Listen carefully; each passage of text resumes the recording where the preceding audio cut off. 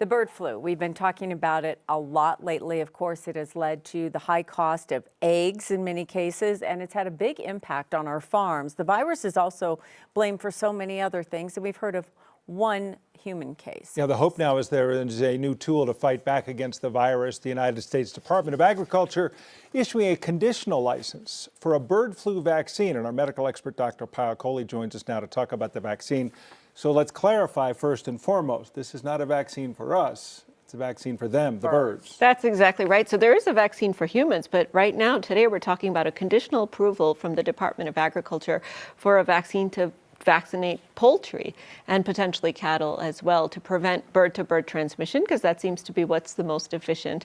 And what's really prompted this is the cost of eggs, to be honest. Yeah. Because the approach right now has been to euthanize the birds. So we're talking more than 160 million birds that have been killed, because as soon as they get infected, they basically kill the bird to try to contain the spread. But at this point, it seems that the horse is out of the barn.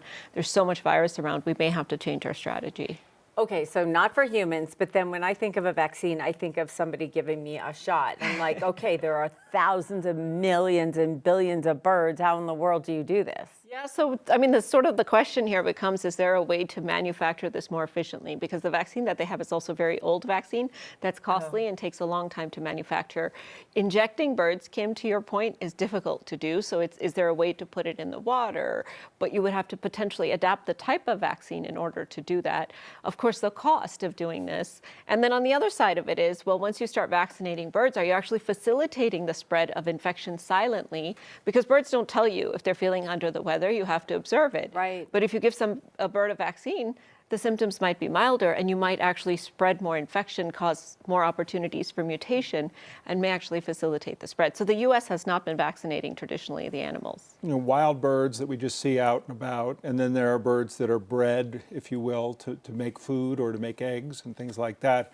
And do you have to also consider that vaccine as now part of what becomes the food that many of these birds become?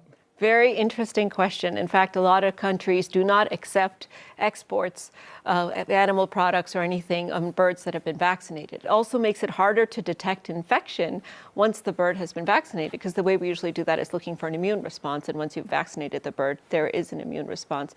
And this conditional approval doesn't mean that it's available to farmers today. It means that they're just going to continue to sort of develop it in the research pipeline, keep it in the stockpile, so that if one day if they decide to pull the trigger, then they would have it available. Because in the meantime, they're not doing that. And the alternative is to continue down this route, which is a lot of birds and chickens and everything die, and cost of eggs goes up, and that's it. That's exactly right. So other countries are vaccinating their poultry. The U.S. has chose not to do that.